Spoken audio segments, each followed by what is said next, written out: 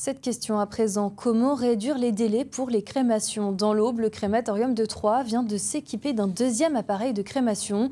Objectif, réduire les délais d'attente parfois trop longs dans le département.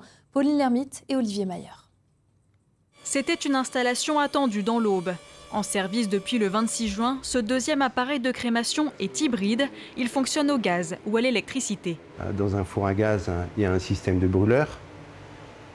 Et puis au niveau de l'électricité, c'est des résistances.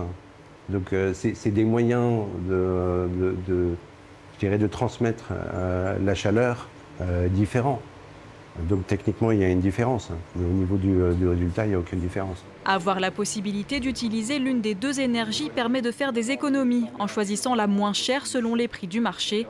Mais surtout, la deuxième installation permet de réduire le temps d'attente entre le décès et la crémation. À l'hiver dernier, les délais pouvaient monter jusqu'à 10 jours. Nous, on veut faire en sorte que le délai entre le moment où la personne décède et la personne où la crémation a lieu soit de 2 à 3 jours. C'est ça notre objectif. Sachant qu'avec ce nouvel appareil, on peut faire entre 7 et 12 crémations par jour. Un confort supplémentaire alors que les demandes sont de plus en plus nombreuses. Cet établissement enregistre 1600 crémations par an. Il y a une forte demande des familles pour la crémation dans l'Aube et de plus en plus au niveau national.